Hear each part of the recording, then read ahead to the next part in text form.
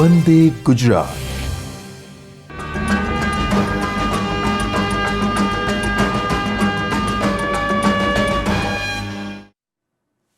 નમસ્કાર દર્શક મિત્રો, નિયામક શ્રી આયુષની કચેરી, આરોગ્ય અને પરિવાર કલ્યાણ વિભાગ તથા બાયસેગના સહયોગથી વંદે ગુજરાત 2 ચેનલ અંતર્ગત આયુષ વ્યાખ્યાનમાળાના આ કાર્યક્રમમાં આપ સૌનું હાર્દિક સ્વાગત છે।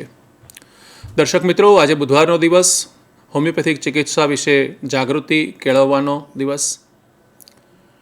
આપણે દર બુધવારની જેમ જ હોમિયોપેથી સાથે એક નવા વિષય અંતર્ગત જાગૃતિ એને સમજવાનો પ્રયત્ન કરીશું। કાર્યક્રમની શરૂઆત કરીએ તે પૂર્વે પરમ કૃપાળુ પરમાત્માને પ્રાર્થના કરીએ।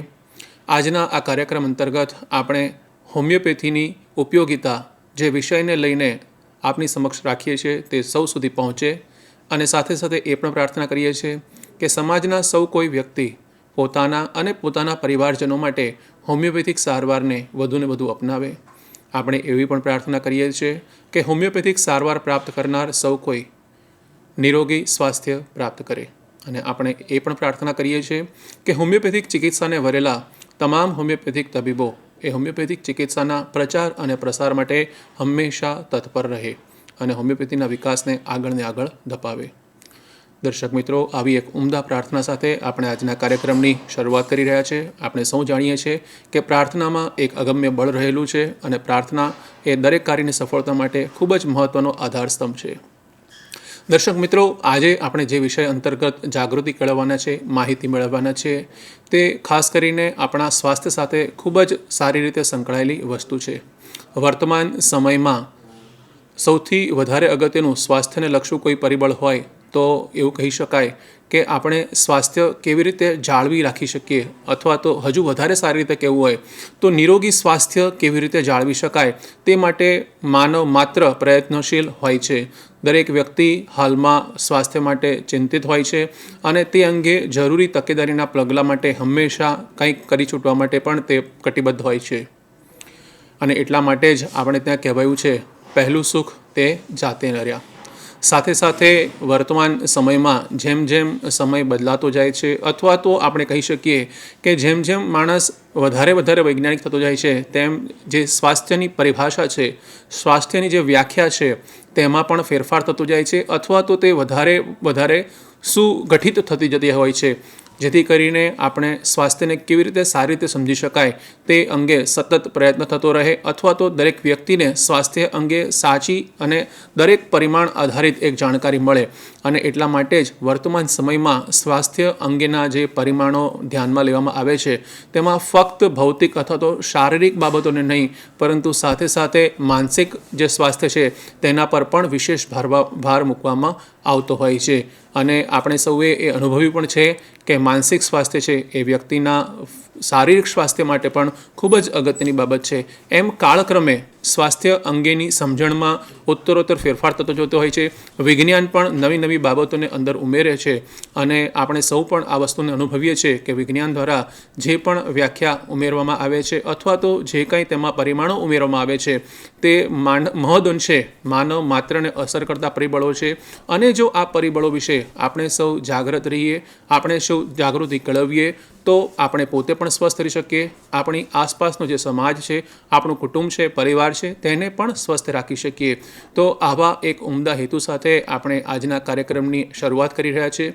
આજના આ કાર્યક્રમનો આપણે વિષય રાખેલો છે જીવનનો રંગ સ્વાસ્થ્યની સંગ। આવા એક વિષય માટે આપણી સમક્ષ વાત કરવા માટે આજે સ્ટુડિયોમાં જે ઉપસ્થિત છે તે ડૉક્ટર પ્રિયંકાબેન ચૌધરી, પોતે સરકારી હોમિયોપેથિક મેડિકલ કોલેજ દેથલી સિદ્ધપુર ખાતે અત્યારે પ્રિવેન્ટિવ કમ્યુનિટી મેડિસિન વિભાગમાં એસોસિએટ પ્રોફેસર તરીકેની પોતાની સેવાઓ આપી રહ્યા છે। 6 વર્ષની તેમની શૈક્ષણિક કારકિર્દીમાં તેઓએ આ વિભાગમાં વિશેષ કામગીરી કરેલી છે અને આપણે સૌ જે આગળ વાત કરી કે પહેલું સુખ તે જાતે નર્યા, એટલે કે દરેક મેડિકલ કોલેજમાં સામુદાયિક આરોગ્ય, કમ્યુનિટી હેલ્થ માટે એક વિશેષ ભાર મૂકવામાં આવે છે, કારણ કે એ ડૉક્ટરની નૈતિક જવાબદારી છે કે જે તે વિસ્તારમાં ડૉક્ટર પોતાની કામગીરી કરે તે સમુદાય પણ સ્વસ્થ રહેવો જોઈએ, એ ડૉક્ટરની એક નૈતિક જવાબદારી હોય છે। અને તે માટેના પાઠ છે એ દરેક ડૉક્ટરને તેની વિદ્યાવસ્થાથી જ ભણાવવામાં આવે છે, જેથી કરીને જ્યારે એ ડૉક્ટર બનીને બહાર નીકળે ત્યારે આ બાબત પરત્વે તે હંમેશા સજાગ રહે। તો આવા એક વિષય પરત્વે આજે આપણી સાથે વાત કરવા માટે સ્ટુડિયોમાં ડૉક્ટર પ્રિયંકાબેન ચૌધરી ઉપસ્થિત છે। આપણે તેમનું ખૂબ સ્વાગત કરીએ છીએ અને મેડમને વિનંતી કરીએ કે તેઓ આજના પ્રેઝન્ટેશન દ્વારા આપણને આ વિષય અંતર્ગત જાગૃતિ આપે અને માહિતી આપે. ઓકે, આ કાર્યક્રમની શરૂઆત કરતાં પહેલાં હું નાયબ નિયામક શ્રી તાલીમ અને સંશોધન કેન્દ્ર અને નિયામક શ્રી આયુષ કચેરીનો ખૂબ ખૂબ આભાર માનું છું અને આ કાર્યક્રમને પણ ખૂબ ખૂબ આભાર માનું છું કે તેમણે સ્વાસ્થ્ય અને હોમિયોપેથી પર પ્રકાશ પાડ્યો. આજનો કાર્યક્રમ શરૂ કરતાં પહેલાં હું એવું કહેવા માંગીશ કે તમારો પણ સર ખૂબ ખૂબ આભાર. આજનો મારો વિષય છે સ્વાસ્થ્યને સંગ. સુંદર જીવન એ ભગવાનની બક્ષિસ છે. ભગવાને આપેલી આ સુંદર જીવન આપણને એક જ વાર મળ્યું છે, તો આપને એને જીવન ફરી નહીં મળે તો એને આપણે જીવી જાણવું જોઈએ. તો ચલો આપણે જોઈએ વર્તમાન સમય. આ જમાનાની વાત કરીએ તો સુપરફાસ્ટ બુલેટ ટ્રેનનો છે જમાનો છે. ત્યાં સુધી દુનિયા એકબીજાથી ઇન્ટરનેટથી 24/7 જોડાયેલી છે. તો આવી ભાગમભાગ અને દોડધામવાળી જિંદગીમાં દરેક વ્યક્તિ પોતાની જવાબદારી નિભાવવા આંધળી દોટ મૂકી રહ્યો છે. દલાઈ લામા શ્રીને જ્યારે પ્રશ્ન પૂછવામાં આવ્યો કે મનુષ્ય જાતિમાં સૌથી આશ્ચર્યજનક વાત તમને કઈ લાગે છે, તો એમણે ખૂબ જ સરસ જવાબ આપ્યો. માણસ પૈસા કમાવા ખાતર પોતાના સ્વાસ્થ્યને વેડફી દે છે અને પછી જ્યારે બીમાર પડે ત્યારે પોતાના સ્વાસ્થ્ય પાછળ પૈસાને વેડફે છે. તો આને લીધે એને ભવિષ્યની ચિંતા થાય છે અને એને કારણે એ વર્તમાન અને ભવિષ્ય બેઉમાં જીવી શકતો નથી. એ એવી રીતે જીવે છે કે જાણે મરવાનો જ નથી અને પછી એવી રીતે મરે છે કે જાણે જીવ્યો જ નથી. તો દલાઈ લામાશ્રીએ જે આપણને જે કહ્યું કે એની અંદર કે સ્વાસ્થ્ય માટે આપણે કેટલા જાગૃત છીએ, કે ખરેખર તો સ્વાસ્થ્યનું મહત્ત્વ છે કે તમે સ્વાસ્થ્યને મહત્ત્વ આપશો કે પૈસાને મહત્ત્વ આપશો. સ્વાસ્થ્ય પણ એટલું જ મહત્ત્વ છે અને જોડે પૈસાનું પણ એટલું જ મહત્ત્વ છે. તો ચલો જોઈએ આગળ. જીવનશૈલી એટલે તમારી રીતભાત. મનુષ્ય જાતિ એ પહેલેથી જ પ્રકૃતિની ગોદમાં રહીને મોટી થઈ છે. જ્યારે પણ મનુષ્ય જાતિએ વિકાસના કે સભ્યતાના નામે કશું પણ કર્યું હોય તો એ મોટે ભાગે પ્રકૃતિની વિરુદ્ધ જઈને જ કર્યું હોય છે.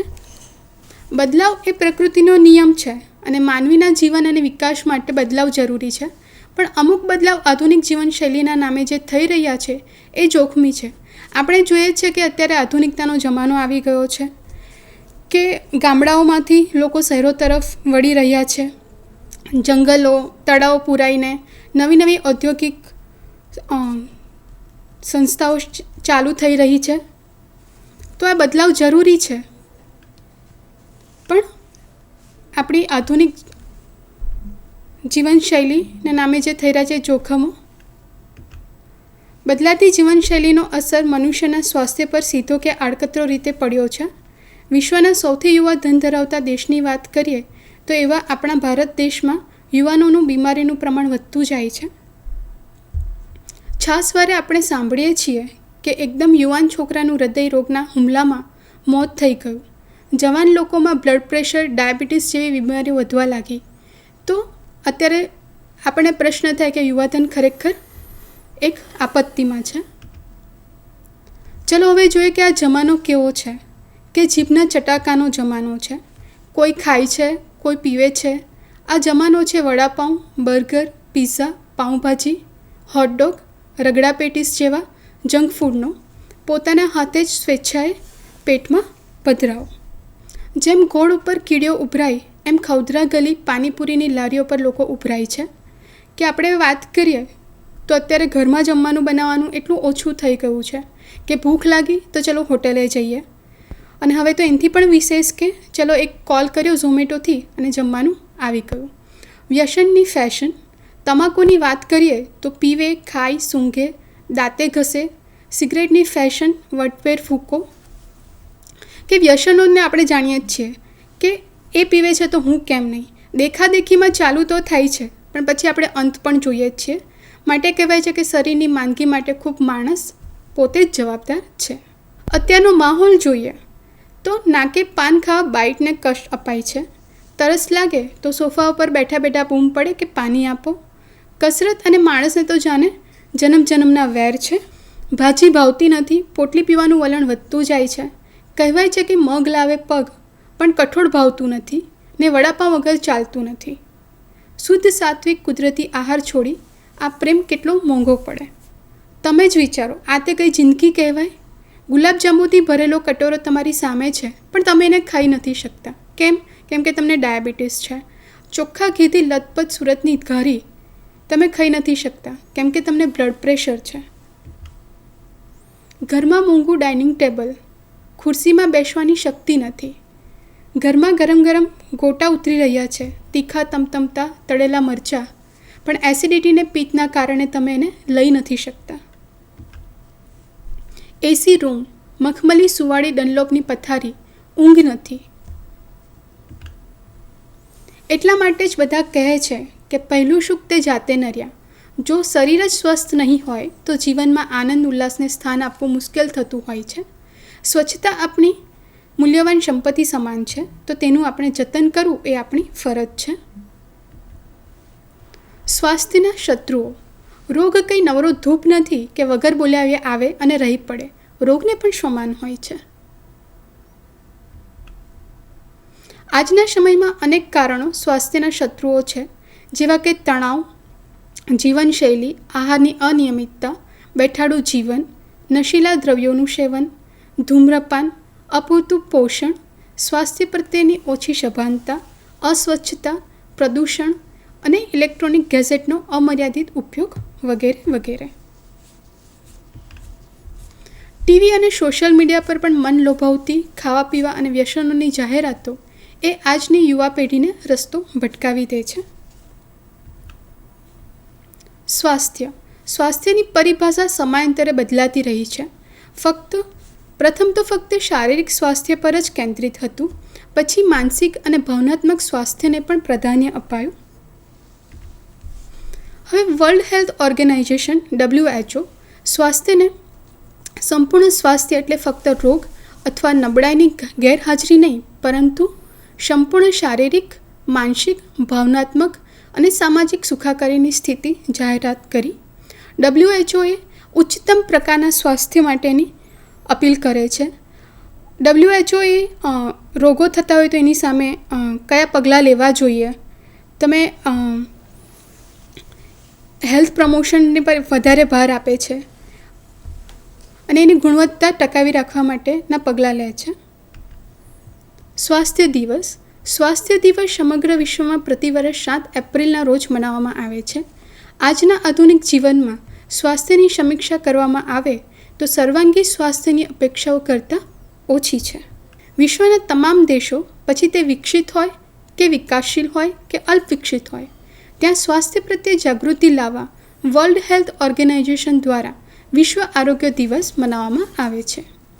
આ વર્ષોમાં સ્વાસ્થ્ય સૌના માટે એ થીમને કેન્દ્રવર્તી વિચાર રાખીને વિશ્વ સ્વાસ્થ્ય દિવસ મનાવવામાં આવ્યો હતો. WHOનું તારણ: વિશ્વમાં ભૂખમરાથી મરનારની સંખ્યા કરતાં ખાખા કરીને મેદસ્વીતા, ઓબેસિટીથી મરનારની સંખ્યા વધારે છે. સળગતી સ્વાસ્થ્ય સમસ્યાઓ: કુપોષણ, સ્થૂળતા, બાલ મૃત્યુદર વધારે પ્રમાણ, શારીરિક અને માનસિક રોગોનું વિશેષ પ્રમાણ, વ્યસન, આળસ, વ્યાયામનો અભાવ. સ્વાસ્થ્ય પ્રત્યે જાગૃતતાનો અભાવ: સ્વચ્છ હવા, સુરક્ષિત પીવાલાયક પાણીની અછત, ગંદકી, સ્વચ્છતાનો અભાવ. સંરક્ષણાત્મક અવરોધક પગલાં કે લેવલ ઓફ પ્રિવેન્શન અને મોડ ઓફ ઇન્ટરવેન્શન. આગ લાગે ત્યારે કૂવો ખોદવા ના બેસાય, પૂર આવે ત્યારે પાળ બાંધવા ના બેસાય. જો બીમારીને આવતા જ કે થતાં જ પહેલાં રોકીએ તો એનાથી વિશેષ શું? બીમારીને વિવિધ સ્તરે અથવા તબક્કે રોકી શકાય છે, જેમ કે પ્રારંભિક, દ્વિતીય અને તૃતીય. લેવલ ઓફ પ્રિવેન્શન સંરક્ષણાત્મક પગલાં કે એ આપણે 4 લેવલે હોય છે. એક પ્રારંભિક, પ્રાથમિક, દ્વિતીય અને તૃતીય. પ્રારંભિક એટલે કે પ્રાઇમોડિયલ પ્રિવેન્શન. પ્રાઇમોડિયલ પ્રિવેન્શન ત્યારે કરવામાં આવે છે કે જ્યારે તમારા શરીરમાં રિસ્ક ફેક્ટર કે બીમારજન્ય ફેક્ટર એ આવ્યા જ નથી, તે ટાઈમે જે કરવામાં આવે છે પ્રિવેન્શન, એ પગલાં જે લેવામાં આવે છે એને પ્રારંભિક પગલાં કહેવામાં આવે છે. બીજું પ્રાઇમરી પ્રિવેન્શન. પ્રાઇમરી પ્રિવેન્શન ત્યારે લેવામાં આવે છે કે ત્યારે રિસ્ક ફેક્ટર પ્રારંભિકમાં રિસ્ક ફેક્ટર આવેલા નથી હોતા, જ્યારે પ્રાઇમરીની અંદર રિસ્ક ફેક્ટર આવેલા હોય છે, પ્રાથમિકની અંદર પણ ડિઝીઝ થયેલો હોતો નથી કે બીમારી થયેલી હોતી નથી, તો ત્યારે જે પગલાં લેવામાં આવે છે તેને પ્રાથમિક પગલાં લેવામાં આવે છે. પછી જોઈએ દ્વિતીય, તો દ્વિતીય એટલા માટે કે એની અંદર રિસ્ક ફેક્ટર કે જે બીમારીજન્ય આવી ગયા છે, બીમારી પણ આવી ગઈ છે, તો તેના એ લેવલને આપણે કહીશું દ્વિતીય. તૃતીય માટે તૃતીયની અંદર આવશે કે જેની અંદર રિસ્ક ફેક્ટર પણ આવી ગયા છે, ડિઝીઝ પણ આવી ગયું છે અને ડિસેબિલિટી પણ થઈ ગઈ છે, ત્યારે એને તૃતીય કહીશું. પ્રારંભિક રક્ષણાત્મક અવરોધક પગલાં કે જ્યારે આપણે જાણતા હોઈએ કે બીમારી કયા જોખમી પરિબળોને લીધે થાય છે અને જ્યારે આવા જોખમી પરિબળોએ હજી પ્રવેશ લીધો જ નથી, તો આપણું સૌપ્રથમ પ્રારંભિક પગલું એ પરિબળોથી દૂર રહેવું કે જેનાથી બીમારી આવે.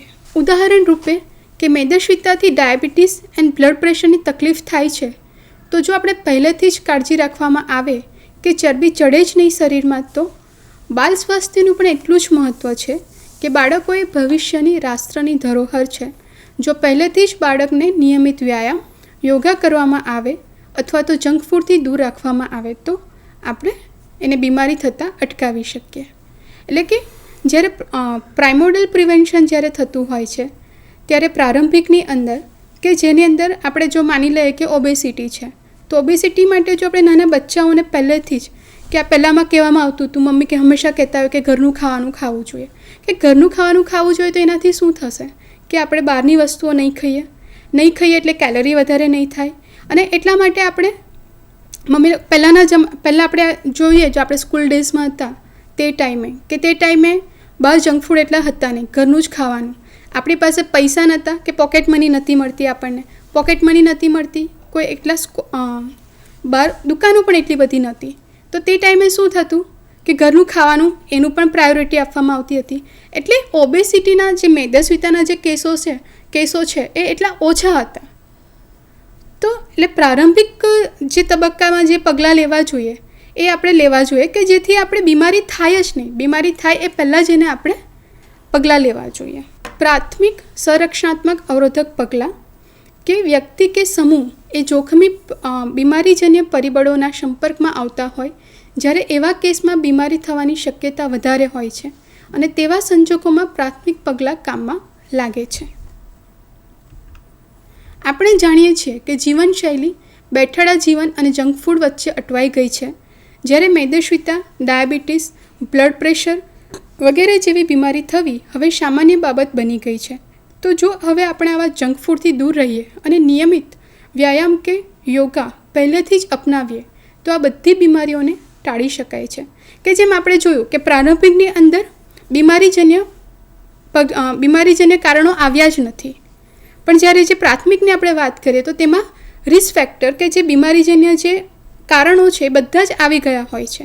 હવે આપણે પ્રારંભિકની વાત કરીએ તો પ્રારંભિકની અંદર આપણે કે સ્વાસ્થ્યની જાગૃતતા કરીને આપણે પ્રારંભિકને અટકાવી શકીએ. જ્યારે પ્રાથમિકની અંદર શું થશે કે પ્રાથમિકની અંદર બીમારીજન્ય આવી ગયા છે, પણ ત્યારે પણ એને આપણે અટકાવી શકતા હોઈએ છીએ. કેવી રીતે કે હેલ્થ પ્રમોશન કે જાગૃતતાથી અને સ્પેસિફિક પ્રોટેક્શનથી કે સચોટ નિદાન કરીને સ્પેસિફિક પ્રોટેક્શનથી આપણે એને બચાવી શકીએ છીએ. કે હવે આપણે વાત કરીએ કે હેલ્થ પ્રમોશન, તો હેલ્થ પ્રમોશન આપણે કયા લેવલે કરીશું? આપણે પ્રારંભિકની અંદર જોયું કે જેની અંદર રિસ્ક ફેક્ટર હતા નહીં, તો હવે તે વખતે પોકેટ મની, પૈસા નહોતા, દુકાનો નથી, એટલે આપણે એ જે રિસ્ક ફેક્ટર હતા તે આપણે ત્યાં અટકાવી દીધા. હવે આપણે રિસ્ક ફેક્ટર કોલેજમાં આવી ગયા એટલે તમને પોકેટ મની પણ મળશે અને તમે જ્યાં જવું હોય ત્યાં તમે ઇઝીલી જઈ શકશો. તો શું થશે કે તમારી પાસે રિસ્ક ફેક્ટર તો છે એની અંદર, પણ તમને ઓબેસિટી નથી થઈ, હાઇપરટેન્શન થયું નથી થયું, પણ રિસ્ક ફેક્ટર છે. તો રિસ્ક ફેક્ટરને અટકાવવા માટે આપણે એને આગળ કામ કરીશું.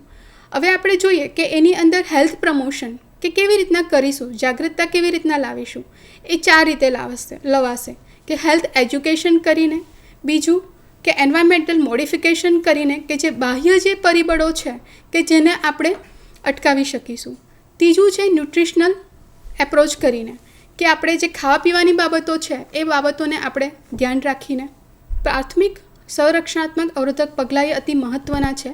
સ્વચ્છ હવા, પાણી અને ખોરાક આ અગત્યના પરિબળો છે. અકસ્માત નિવારણ, વ્યવસાયિક બીમારીઓ સામે રક્ષણ એ બધા પ્રાથમિક પગલાં છે. સ્વાસ્થ્ય પ્રત્યે જાગૃતિ ફેલાવી એ જ આ તબક્કાની મુખ્ય ચાવી છે. સ્પેસિફિક પ્રોટેક્શનની જે વાત કરી હતી તેની અંદર આપણે રસીકરણ, વેક્સિન મુકાવી એ પણ એક પ્રાથમિક પગલું છે, જેનાથી આપણે બીમારીને ટાળી શકીએ છીએ. બાળકોમાં રોગપ્રતિકારક શક્તિ વધારવાના ભાગરૂપે બાલ રસીકરણ પ્રોગ્રામ આખી દુનિયામાં અપનાવવામાં આવ્યો છે. રસીની શોધ એ કારણે જ સ્મોલપોક્સ કે જેને આપણે ઓરી કે ઓરી માતા કહેતા હતા એવી મહામારી બી કાબૂમાં આવી ગઈ છે. તો હવે નેસ્તો નાબૂદ બી થઈ ગઈ છે. તાજેતરની વાત કરીએ તો કોરોનાના સમયમાં આપણે બધાએ જે તકલીફ સહન કરી એનાથી તો જાણકાર જ છીએ કે જ્યારે કોવેક્સિન અને કોવિશિલ્ડ રસી શોધાઈ અને રસી કાર્યક્રમ કરાયો એના પછી લોકોમાં જે રોગપ્રતિકારક શક્તિ બની અને ધીરે ધીરે કોરોના દૂર થયો એ સારામાં સારું ઉદાહરણ કહી શકાય. હવે જોઈએ દ્વિતીય સંરક્ષણાત્મક અવરોધક પગલાં, કે ઘણી વખત એવું બને છે કે જોખમી બીમારીજન્ય પરિબળોથી તમે દૂર ના રહી શક્યા અને બીમારીએ પ્રવેશ કરી જ લીધો, તો શું કરીશું? કે પ્રારંભિકની અંદર રિસ્ક ફેક્ટર નહોતા, પ્રાથમિકની અંદર બીમારીજન્ય પરિબળો આવી ગયા હતા, દ્વિતીયમાં બીમારીજન્ય પરિબળો આવી ગયા છે અને ડિઝીઝ પણ થઈ ગયો છે. તો શું કે તેના માટે આપણે કેવી રીતના અટકાવી શકીશું? તેના માટે અટકાવવા માટે આપણે પહેલાં તો રોગનું નિદાન કરીશું અને રોગનું નિદાન થઈ જશે એટલે પછી એના માટે આપણે એની સારવાર કરીશું.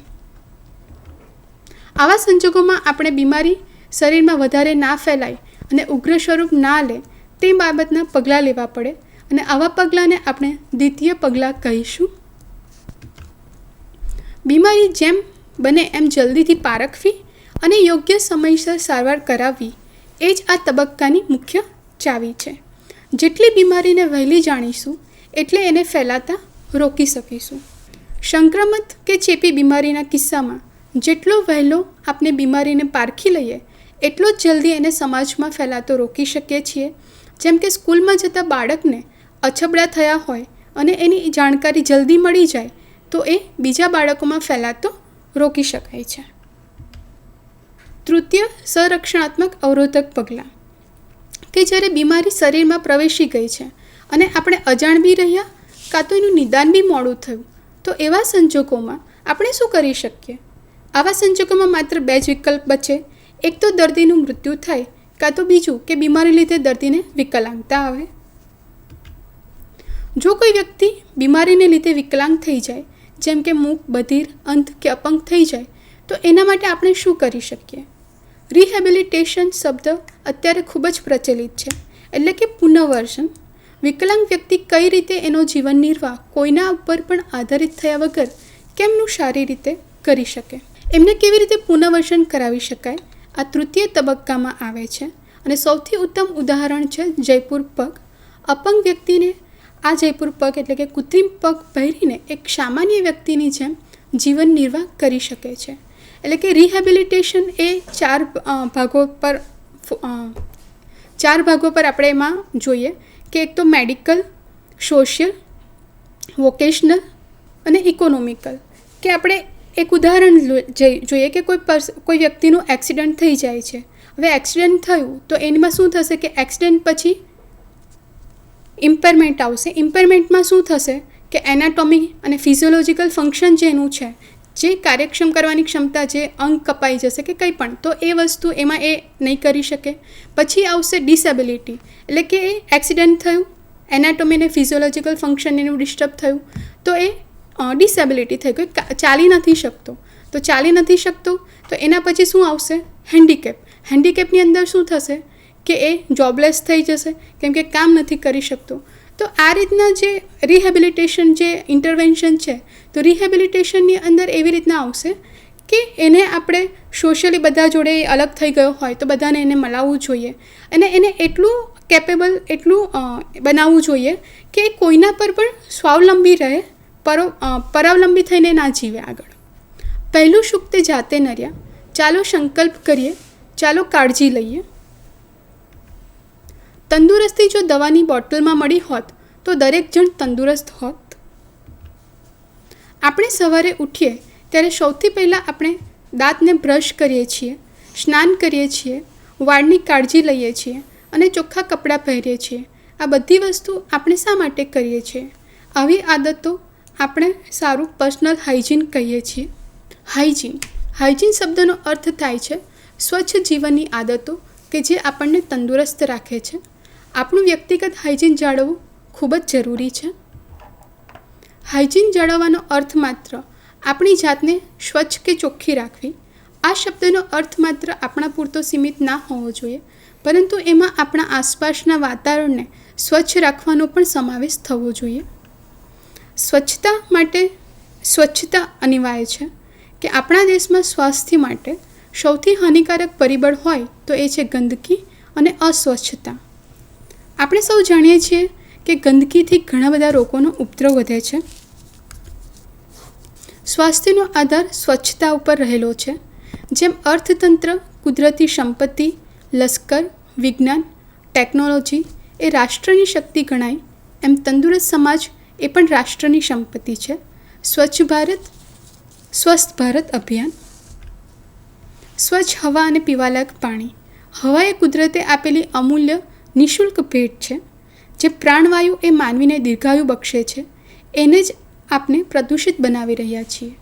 હવામાં ઝેરી વાયુઓનું પ્રમાણ ચિંતાજનક રીતે વધી રહ્યું છે, જે આરોગ્ય માટે ખતરા સમાન છે. હવાની સાથે સાથે જળ એ પણ જીવન છે.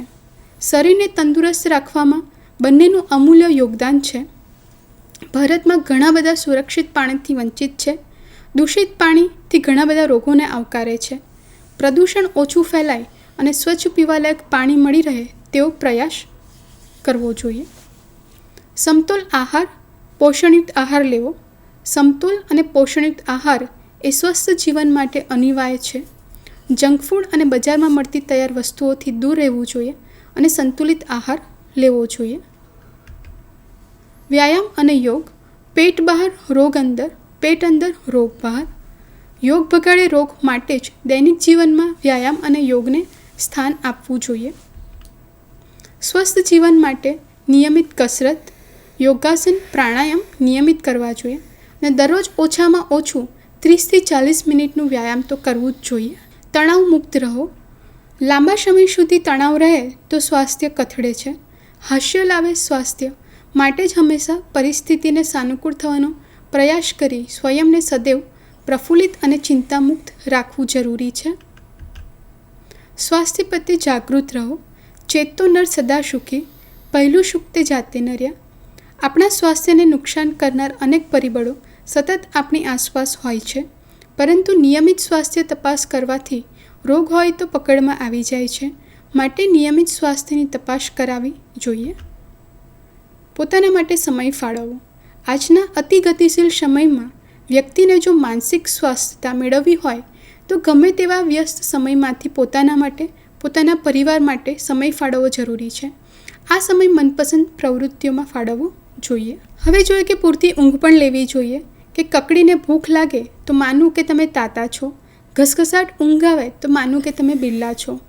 મોડે સુધી જાગીને ટીવી જોવું, મોબાઈલ પર સક્રિય રહેવું વગેરેને કારણે સ્વાસ્થ્ય પર આડઅસર થાય છે. પૂરતી નિંદ્રા ખૂબ જ જરૂરી છે. નકારાત્મક વિચારોથી દૂર રહો. સતત નકારાત્મક વિચાર રહે તો જીવન જીવવાનો આનંદ મેળવી શકાતો નથી. પ્રત્યેક વ્યક્તિએ હકારાત્મક અભિગમ અપનાવવો જોઈએ. સ્વાસ્થ્ય અને હોમિયોપેથી. હોમિયોપેથી સારવાર પદ્ધતિ શું છે? હોમિયોપેથી એક જર્મન સારવાર પદ્ધતિ છે. આ ચિકિત્સા પદ્ધતિ એ અમુક સિદ્ધાંતો આધારિત છે. મુખ્યત્વે ઝેરનું મારણ ઝેર એ સિદ્ધાંત હોમિયોપેથી માટે લાગુ પડે છે.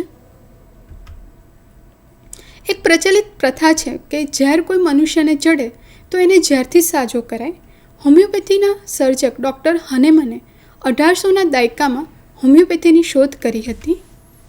એક સમયે ડૉક્ટર હનેમને પુસ્તક વાંચતા હતા તો એમને લાગ્યું કે એક દવા જેનું નામ સિન્કોના છે, જો એનો અર્ક કોઈ બીમાર વ્યક્તિને આપવામાં આવે તો એને મલેરિયા મટી જાય, અને જ્યારે આ જ દવા કોઈ તંદુરસ્ત વ્યક્તિને આપવામાં આવે તો એ બીમાર પડી જાય. બસ આ જ વાતને સાબિત કરવા માટે ડૉક્ટર હાનીમને એ તંદુરસ્ત વ્યક્તિ ઉપર અખતરા કરવાનું શરૂ કર્યું અને હોમિયોપેથીની શરૂઆત થઈ. દર્દી માટે દવા કઈ રીતે અપાય છે? હોમિયોપેથીમાં દર્દીને દવા તેમના રોગના નામ અનુસાર નથી અપાતી. અહીં દર્દીની બીમારીની સાથે સાથે એમની શારીરિક અને માનસિક તાસીર જાણવામાં આવે છે અને એ તાસીરને અનુરૂપ દવા હોમિયોપેથીની દવાના પુસ્તક, જે હોમિયોપેથિક મટરે મેડિકા કહેવામાં આવે છે, એમાંથી સંલગ્ન દવા શોધીને આપવામાં આવે છે. હોમિયોપેથી દવા એ અર્ક સ્વરૂપમાં હોય છે. યોગ્ય દવા જ્યારે શોધાઈ જાય ત્યારે એને ગ્લોબ્યુલ્સ, એટલે કે જેને લોકો સફેદ સાબુદાણા જેવી દવા કહે છે, એના ઉપર નાખવામાં આવે છે અને દવા સ્વરૂપે અપાય છે. હોમિયોપેથી સંરક્ષણાત્મક ચિકિત્સા પદ્ધતિ સ્વરૂપે હોમિયોપેથી સારવાર પદ્ધતિ એ એક દોષરહિત આડઅસરમુક્ત સારવાર પદ્ધતિ છે. હોમિયોપેથીથી રોગને જડમૂળથી મટાડી પણ શકાય છે અને સાથે સાથે સંરક્ષણાત્મક દવા તરીકે પણ ઉપયોગ કરી શકાય છે. ઉદાહરણ સ્વરૂપે વાત કરીએ તો જ્યારે જે ઘરમાં એકદમ સ્ટ્રોંગ ડાયાબિટીસની હિસ્ટ્રી હોય અને એ ઘરમાં બાળકને પહેલેથી જ મેદસ્વીતા તરફ જતું હોય, તો એવા કિસ્સામાં જો બાળકને વ્યાયામની સાથે સાથે જો એની તાસીરને અનુરૂપ હોમિયોપેથિક દવા આપવામાં આવે તો ડાયાબિટીસ થવાના ખતરા ઉંમરની સાથે ઘટે છે. તો આવા દરેક કેસમાં વ્યક્તિને જો તાસીર અને પ્રકૃતિ અનુસાર દવા આપવામાં આવે તો આવનારી બીમારીને રોકી શકાય છે અને ટાળી શકાય છે. ઘણી સંરક્ષાત્મક બીમારીઓમાં જો જુદા જુદા દર્દીઓના લક્ષણોને આધારિત દવા શોધવામાં આવે છે, જેને જીનસ એપિડેમિક્સ કહેવાય છે. આ દવા રોગ અવરોધક અને પ્રતિકારક તરીકે આપી શકાય છે. અત્યારના સમયનું સૌથી શ્રેષ્ઠ ઉદાહરણ જોઈએ તો કોવિડ-19નું છે. આર્સેનિક આલ્પ નામની હોમિયોપેથિક દવાને સંરક્ષણાત્મક દવા તરીકે કોવિડ-19ને બધે આપવામાં આવી હતી. તેના ઘણા બધા સકારાત્મક રિઝલ્ટ પણ જોવા મળ્યા હતા. સારા સ્વાસ્થ્ય માટે સાવચેતી, સચેતતા, જાગૃતતા અને સાથે સાથે હોમિયોપેથિક દવા જો લેવામાં આવે તો સોનામાં સુગંધની જેમ અસર જોવા મળે છે. જાગો અને જાગૃત બની સ્વાસ્થ્યનો આનંદ લો. હવે વાત કરીએ કે બિનચેપી, બિનસંક્રમિત બીમારીઓ, નોન કોમ્યુનિકેબલ ડિઝીઝીસ, વિકસિત હોય કે અવિકસિત હોય, બંને દેશોમાં ધીરે ધીરે જૂની અને બિનસંક્રમિત બીમારીઓમાં વધારો જોવા મળી રહ્યો છે. એવું કહેવાય કે 2030 સુધીમાં 5 કરોડથી પણ વધારે લોકોના મૃત્યુનું કારણ આ બિનચેપી બીમારીઓ હશે. ભારત દેશમાં 53% મૃત્યુમાં કારણ બિનચેપી રોગો હોય છે. ભારતમાં 35થી લઈને 64 વર્ષની આયુમાં આ રોગો વધારે જોવા મળે છે. બિનચેપી રોગોમાં મુખ્યત્વે કેન્સર, હૃદયની બીમારીઓ, ડાયાબિટીસ, બ્લડ પ્રેશર, સાંધાની તકલીફો, જ્ઞાનતંતુની બીમારીઓ, કિડનીની તકલીફ, ફેફસાની તકલીફ, માનસિક બીમારીઓ અને સ્થૂળતા, મેદસ્વીતા અને મેટાબોલિક બીમારીઓ જેવી કે થાઇરોઇડની તકલીફો વગેરે બીમારીઓ જોવા મળે છે. આપણે જોઈએ કે કાર્ડિયોવાસ્ક્યુલર 24% છે, કેન્સર 6%, રેસ્પિરેટરી ડિઝીઝ શ્વસન તંત્રના 11%, ડાયાબિટીસ 2% અને બીજા બિનસંક્રમિત રોગોની જો વાત કરીએ એ 10%. હૃદયની અને બીમારીઓ અને હોમિયોપેથી. જીવનશૈલીને કારણે થતા રોગોમાં હૃદયરોગ અને કેન્સર 2 જ રોગો જીવલેણ રહ્યા છે. મૃત્યુ નિશ્ચિત છે, પરંતુ જીવનશૈલીથી થતા રોગો વ્યક્તિને સમય પહેલાં લઈ લે છે. સુધરેલ આરોગ્ય અને અગમચેતી સ્વરૂપ લીધેલી હોમિયોપેથિક દવાની મદદથી હૃદયરોગ ટાળી શકાય છે.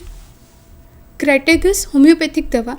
આ દવાના ટિંચરના સેવનથી હૃદયની નાડીઓમાં પરત ના જમવા દે, એટલે કે એથેરોસ્ક્લેરોસિસ ના થવા દે, કે જેથી હૃદયરોગના હુમલાની શક્યતાઓ ઘટે છે. આર્નિકા. આ દવાથી લોહી પાતળું થવામાં મદદ કરે છે કે જેથી નળીઓમાં લોહી સહેલાઈથી વહી શકે. આવી ઘણી બધી હોમિયોપેથિક દવા ઉપયોગી છે કે જે દર્દીની તાસીર, પ્રકૃતિ, શારીરિક અને માનસિક અનુરૂપ દવા શોધીને આપવામાં આવે તો આવનારી બીમારીઓથી અમુક હદ સુધી ટાળી શકાય છે. હૃદયની દવાની સાથે જો ધ્યાનમાં રાખવા જેવી બાબતો 5 મુખ્ય બાબતો: તમાકુનું સેવન કે ધૂમ્રપાન ન કરો, નિયમિત દૈનિક વ્યાયામ કરો, હૃદયને આરોગ્ય આપે તેવું ખાઓ, યોગ્ય વજન જાળવવું, તબિયતની નિયમિત તપાસ કરાવતા રહો.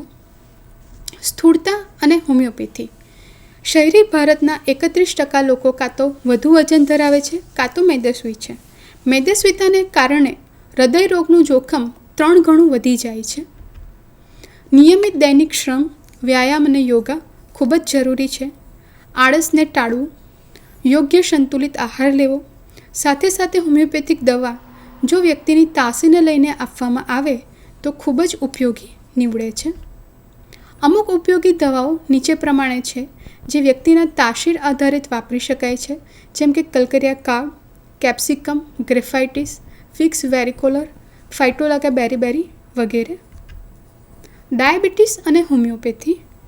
ભારતમાં વિશ્વના સૌથી વધુ 3 લાખ જેટલા ડાયાબિટીસના દર્દીઓ છે અને આ આંક દિન પ્રતિદિન વધતો જાય છે. ભારતને દુનિયાની ડાયાબિટીસની રાજધાની પણ કહેવામાં આવે છે, કારણ કે તે વિશ્વમાં મોખરે છે. મુખ્યત્વે 2 પ્રકારના ડાયાબિટીસ હોય છે. પ્રકાર 1 કે ડાયાબિટીસ ઇન્સ્યુલિન આધારિત ડાયાબિટીસ કહેવાય. બાળપણમાં શરૂ થતું ડાયાબિટીસ કે કિટોસિસ યુક્ત ડાયાબિટીસ તરીકે ઓળખાય છે. પ્રકાર 2 ડાયાબિટીસને ઇન્સ્યુલિન બિન આધારિત પુખ્ત વયે ચાલુ થતું ડાયાબિટીસ કહેવાય.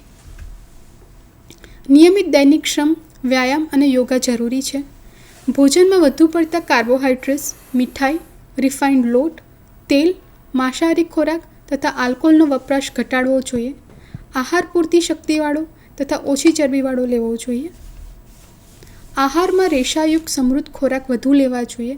લીલા શાક, તાજા ફળ, અંકુરિત અનાજ, કઠોળ તથા જાડા દળેલા ધાન્યનો વપરાશ વધારવો જોઈએ. સાથે સાથે હોમિયોપેથિક દવા જો વ્યક્તિની તાસીને લઈને આપવામાં આવે તો ખૂબ જ ઉપયોગી નીવડે છે. અમુક ઉપયોગી દવાઓ નીચે પ્રમાણે છે જે વ્યક્તિના તાસીર આધારિત વાપરી શકાય છે, જેમ કે સાઇઝિઝિયમ, જેમ્બોલિનમ, આર્સેનિક આલ્બ, એસિડ ફોસ, લાઇકોપોડિયમ, યુરેનિયમ નાઇટ્રિકમ વગેરે વગેરે. જીવનશૈલીને લગતી બિનચેપી બીમારીઓ. આ સમયે જો દર્દીને તાસીર, પ્રકૃતિ અનુરૂપ હોમિયોપેથિક દવાઓ આપવામાં આવે તો બીમારીને ટાળી શકાય છે. સાથે સાથે સંતુલિત આહાર, વ્યાયામ અને યોગ પણ એટલા જ જરૂરી છે. ઓમ સર્વે ભવંતુ સુખિનમ, સર્વે સંતુ નિરામયા, સૌ કોઈ સ્વસ્થ અને સુખી રહો. અસ્તુ. ખૂબ જ સુંદર મેડમ, આપે સ્વાસ્થ્યની જે નવી અત્યારના પરિમાણો કહી શકાય તે અંતર્ગત ખૂબ જ સુંદર વાત કરી અને મને ખૂબ જ સ્પર્શી ગયું કે આપણે શરૂઆતમાં જે દલાઈ લામાના એક સરસ વાતથી કરી કે માણસ માત્ર અત્યારે કેવું છે કે માણસ માત્ર પૈસા પાછળ દોટ મૂકે છે અને જ્યારે આ પૈસા પાછળ દોટ હોય છે, માણસ જ્યારે કમાવા માટે જતો હોય છે અથવા તો આર્થિક સદ્ધરતા તરફ જ્યારે કોઈ પણ વ્યક્તિ જતો હોય છે ત્યારે એ દોડમાં તે ક્યાંક ને ક્યાંક પોતાનું સ્વાસ્થ્ય ગુમાવતો હોય છે. ક્યારેક શારીરિક સ્વાસ્થ્યમાં ક્યાંક ફેરફાર થતો હોય છે, ક્યારેક વ્યક્તિના માનસિક સ્વાસ્થ્યમાં ફેરફાર થતો હોય છે અને પછી એક અવસ્થા એવું પહોંચે છે જ્યારે તેને જાણ થાય છે કે પોતે ક્યાંક શારીરિક સ્વાસ્થ્ય અથવા તો માનસિક સ્વાસ્થ્ય છે એનું સંતુલન એણે ગુમાવેલું છે અથવા તો હવે એનું જે યોગ્ય સ્વાસ્થ્ય જળવાવું જોઈએ તે જળવાયેલ નથી અને ત્યારે ખૂબ જ મોડું થઈ ગયેલું હોય છે અને ત્યારબાદ વ્યક્તિ જ્યારે પોતે આ સ્વાસ્થ્ય માટેની જાળવણી માટેની અથવા તો તકેદારી લેવાની શરૂ કરે છે ત્યારે સમય ઘણો થઈ ગયેલો હોય છે અને એટલે જે પણ એણે આર્થિક સદ્ધરતા પ્રાપ્ત કરી હોય તે ક્યાંક ને ક્યાંક આજે ફરી પાછું શારીરિક સ્વાસ્થ્ય અથવા તો માનસિક સ્વાસ્થ્ય પાછું પ્રાપ્ત કરવા માટે એણે આ બધા જ સંસાધનોનો ઉપયોગ કરવો પડતો હોય છે અને આમને આમ સતત મોટે ભાગે જો જોવા જઈએ સમાજની અંદર તો આ પ્રકારનું ચક્ર ચાલ્યા કરતું હોય છે. અને તેથી જ આપે જે વાત કરી આજે જીવનનો રંગ એ સ્વાસ્થ્યને સંગ, સદભાગ્યે કોવિડ પછીના સમયગાળામાં ખાસ કરીને જે યુવાન પેઢી કહી શકાય તેમની અંદર સ્વાસ્થ્યની જાળવણી અંગે એક પ્રકારનો જાગૃતિ આવેલી જ છે અને વર્તમાન સમયે તેઓ સ્વાસ્થ્ય અંગે ખૂબ જ જાગૃત થયેલા છે. છતાં પણ આપે ખૂબ જ ઊંડાણપૂર્વક જે સ્વાસ્થ્યની જાળવણી અંગેના અલગ અલગ મુદ્દા હતા આપે સુંદર વાત કરી કે એક તો પ્રારંભિક તબક્કાનું જે સંરક્ષણ કહી શકાય અથવા તો તકેદારી કહી શકાય કે જેમાં આપણે એવો પ્રયત્ન કરીએ કે મોટે ભાગે આપણને કોઈપણ રીતે જે જોખમી પરિબળો છે એનો સંસર્ગ જ ન થાય અને જ્યારે ઉદાહરણ આપણી નજીકના સમયગાળામાં કોવિડ જેવું હોય તો બહુ જ સરસ ઉદાહરણ કે જેના દ્વારા આ બધા જ તબક્કાને સમજી શકાય. કારણ કે મોટે ભાગે સરકારશ્રી દ્વારા એક સ્પષ્ટ સૂચના હતી કે બિનજરૂરી બહાર જવાનું ટાળો અથવા તો ઘરમાં જ રહો અથવા તો ઘર મેં રહો, સુરક્ષિત રહો એ સરકારનું એક ટેગલાઇન જેવું હતું જે સીધું ક્યાંક ને ક્યાંક આપણને નિર્દેશ કરતું હતું. આજે પ્રારંભિક સંરક્ષણ મેડમે વાત કરી તે અંગેની કે જોખમી પરિબળો છે એ આપના સંસર્ગમાં જ ન આવે અને આપને કોઈ પણ પ્રકારનો ચેપ ન લાગે, તો એ ખૂબ જ સુંદર વાત હતી.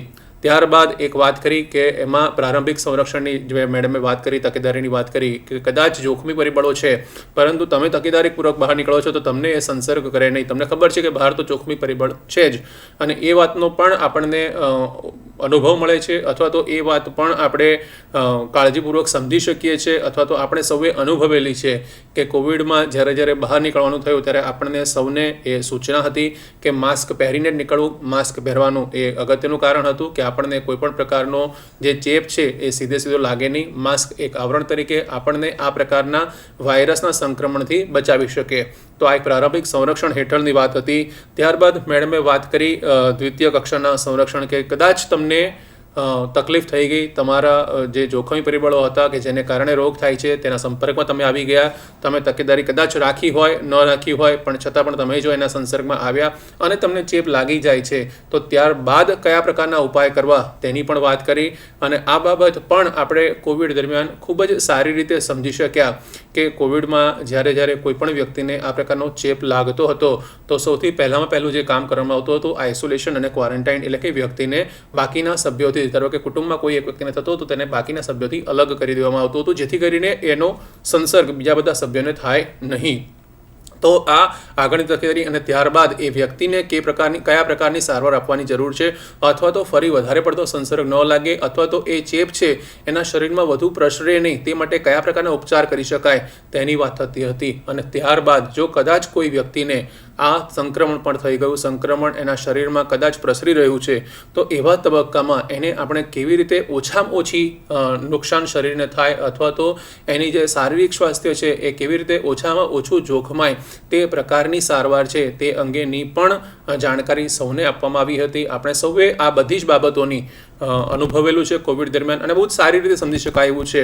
અને આ જે તમામ સંરક્ષણાત્મક પગલાંની જે મેડમે વાત કરી એ તમામ સંરક્ષણાત્મક પગલાં છે એ કોવિડનું ઉદાહરણ તો આપણા માટે શ્રેષ્ઠ છે, સમજી શકાય એવું છે કારણ કે તાજેતરનું છે, સૌના મગજમાં આ ચિત્રપટમાં આ એકદમ અંકિત થયેલી વસ્તુ છે અને તેથી સૌને સમજી શકાય. પણ આ જ બાબત કોઈ પણ જ્યારે સંક્રમણ કરનારી બીમારી હોઈ શકે તે તમામ બીમારી માટે એ ઘણીવાર સામાન્ય નાના બાળકોમાં જે સામાન્ય શરદી ખાંસી કફ આપ સૌને અનુભવ હશે જેમના ઘરમાં નાના બાળકો છે કે મોટે ભાગે આ નાના બાળકોમાં શરદી ખાંસી કફ છે એ ક્યારે વધારે જોવા મળતા હોય છે જ્યારે બાળક છે એ કિન્ડર ગાર્ડનમાં જતું થતું હોય છે અથવા તો શાળામાં એની જે નાનપણની શાળામાં જવાનું શરૂઆત કરે છે ત્યારબાદ મોટે ભાગે બાળકોમાં આ પ્રકારના ચેપ છે એ વધારે લાગવાના શરૂ થતા હોય છે કારણ કે બાળકોમાં અંદર એકબીજાનું જે સંક્રમણ છે અથવા તો ચેપ છે એ પ્રસરતો હોય છે અને તેને કારણે બાળક ક્યાંક ને ક્યાંક બીમાર પડતા હોય છે. માતા પિતા ખૂબ જ ચિંતિત થતા હોય છે કે મારા બાળકને કેમ વારંવાર આ પ્રકારનું ચેપ લાગે છે, ઇન્ફેક્શન લાગે છે.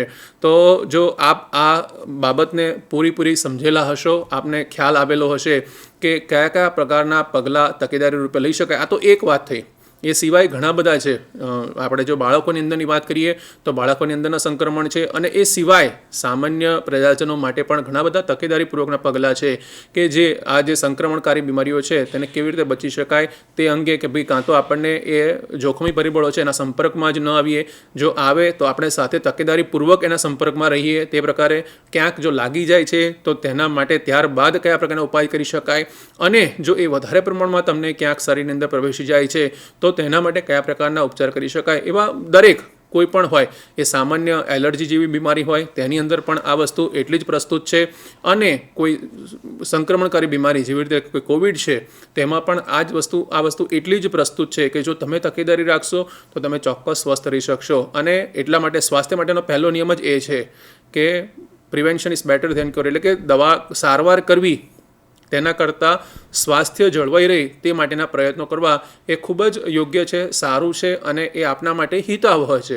એટલે સૌથી પહેલો પ્રયત્ન આપણા સૌનો એ હોવો જોઈએ કે આપણને કોઈ પણ પ્રકારે બીમારી લાગે નહીં. ત્યારબાદ જો કોઈ કારણસર આપને બીમારી સ્પર્શે છે અથવા તો બીમારી આપના શરીરની અંદર પ્રવેશે છે તો ત્યારબાદ એ બીમારીને આપણે કેવી રીતે અટકાવી શકીએ તે માટે આપણો પ્રયત્ન હોવો જોઈએ. તો આ વાત ખૂબ જ સુંદર રીતે મેડમે આપણને સમજાવી. આપણે સૌએ આ સમજવાની જરૂર છે અને સાથે સાથે સંક્રમણકારી બીમારી હોય અથવા તો બિનચેપી રોગ હોય અથવા તો નોન કમ્યુનિકેબલ ડિસીઝ હોય તો તેની અંદર જે મહત્ત્વનું બીજું એક અગત્યનું પરિબળ છે તે કહી શકાય હોમિયોપેથિક સારવાર.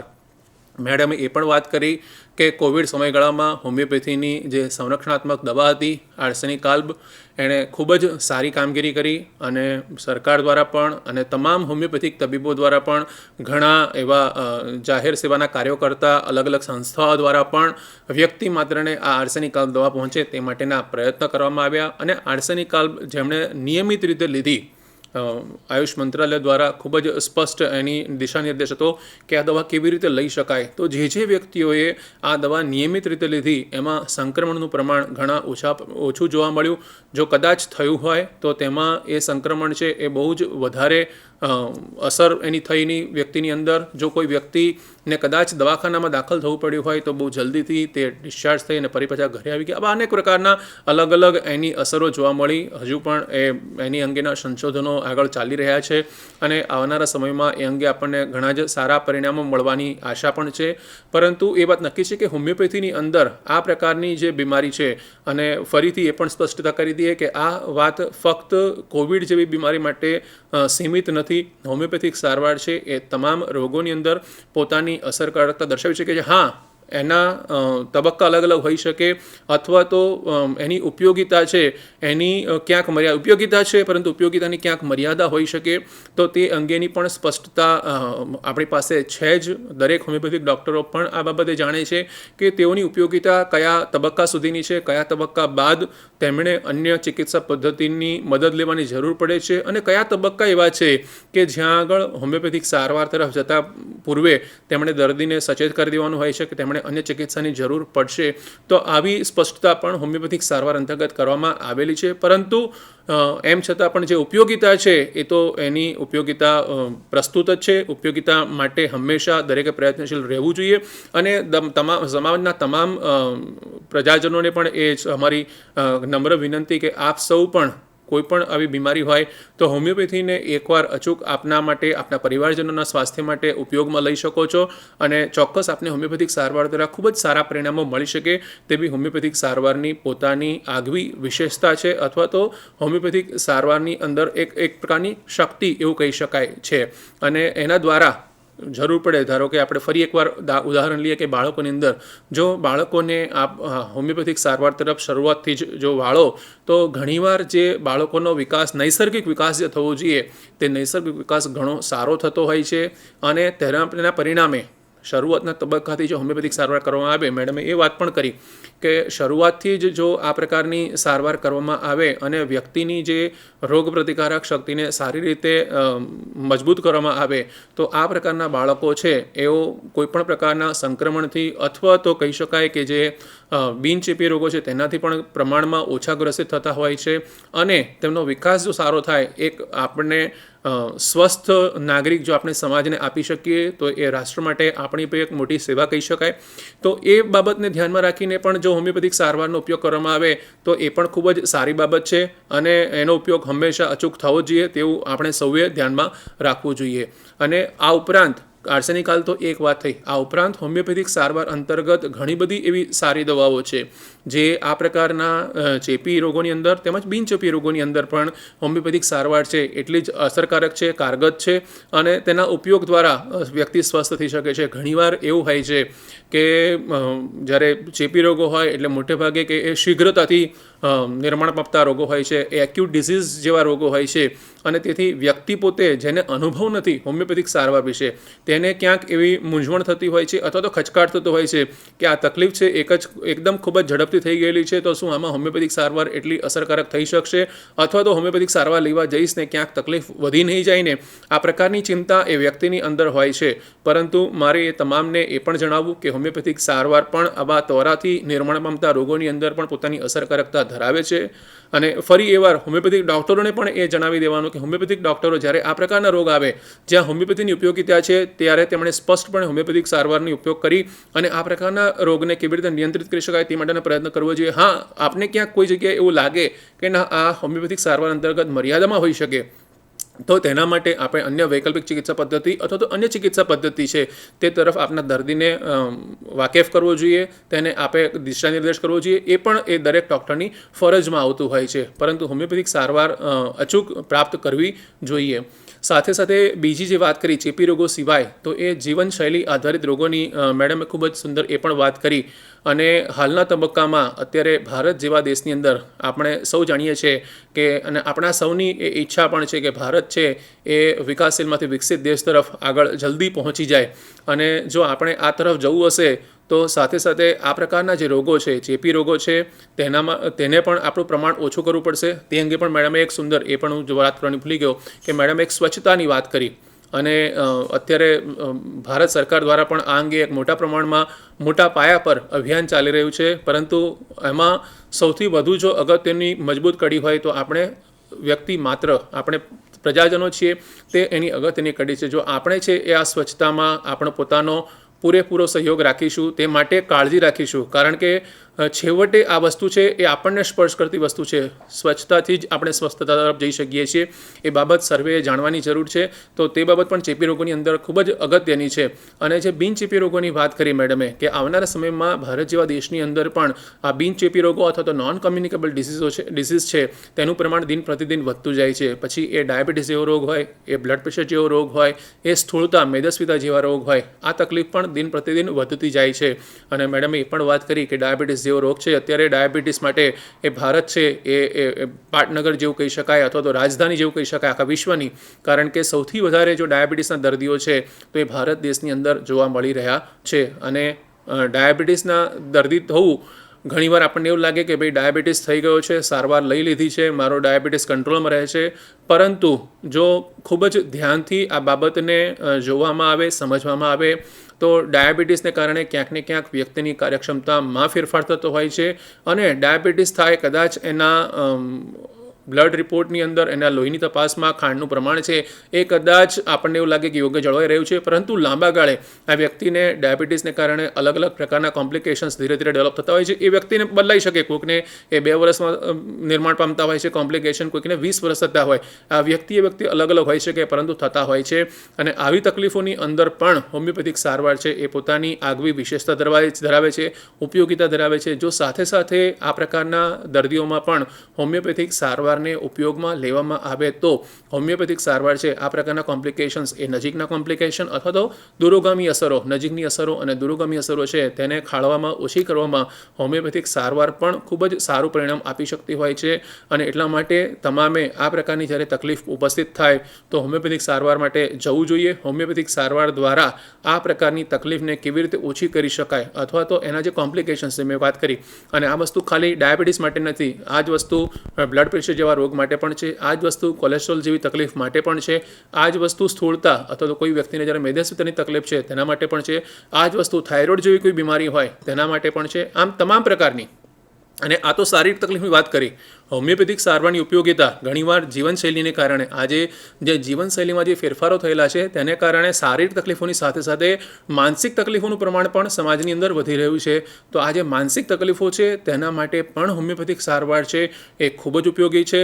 અને અત્યારે તો વિજ્ઞાન પણ એવું સ્વીકારતું થયું છે કે આ બધી જે જીવનશૈલી આધારિત જે શારીરિક તકલીફો છે, પછી એ બ્લડ પ્રેશર હોય, ડાયાબિટીસ હોય, થાઇરોઇડ હોય અથવા સ્થૂળતા હોય, તો તેની પાછળ પણ ક્યાંક જે માનસિક કારણો છે અથવા તો વ્યક્તિનું માનસિક સ્વાસ્થ્યમાં થતા ફેરફારો છે તે જવાબદાર હોય છે. અને જ્યારે આવું વિજ્ઞાન પણ સ્વીકારતું હોય ત્યારે હોમિયોપેથિક સારવાર તરફ વળવું એ એક અનિવાર્ય જેવું થઈ જાય છે. હોમિયોપેથિક સારવાર પ્રાપ્ત કરવી, હોમિયોપેથિક સારવારનો ઉપયોગ કરવો એ એક અનિવાર્ય થઈ જાય છે, કારણ કે હોમિયોપેથિક સારવારની જે મુખ્ય પાયાની જે પ્રસ્તાવના કહી શકાય એ જ વ્યક્તિના માનસિક સ્વાસ્થ્યથી શરૂ થાય છે. કારણ કે હોમિયોપેથી એક દૃઢપણે માને છે કે જો માણસનું મન સ્વસ્થ હશે તો જ એ વ્યક્તિ તંદુરસ્ત રહી શકશે. અને હોમિયોપેથિક સારવારની જે મૂળભૂત કહી શકાય એ વ્યક્તિના માનસિક સ્વાસ્થ્યને કેવી રીતે સારું કરી શકાય, અથવા તો વ્યક્તિનું માનસિક સ્વાસ્થ્ય ક્યાંથી બગડ્યું હતું અને એનું શારીરિક સ્વાસ્થ્ય બગડ્યું તે અંગેની જાણકારી મેળવવી એ જ મોટેભાગે કોઈપણ હોમિયોપેથિક ડૉક્ટર હોય તેનો ઉદ્દેશ્ય હોય છે, તેનું લક્ષ્ય હોય છે. આમ હોમિયોપેથિક સારવાર એ બહુદર્શીય વર્ણપટ ધરાવતી ચિકિત્સા પદ્ધતિ છે તેનો આપણે સૌ વધુને વધુ ઉપયોગ કરીએ અને નિરોગી સ્વાસ્થ્ય પ્રાપ્ત કરીએ તેવી સુંદર સમજણ આજના આ માર્ગદર્શનમાં ડૉક્ટર પ્રિયંકાબેન ચૌધરીએ આપણને સૌને આપી.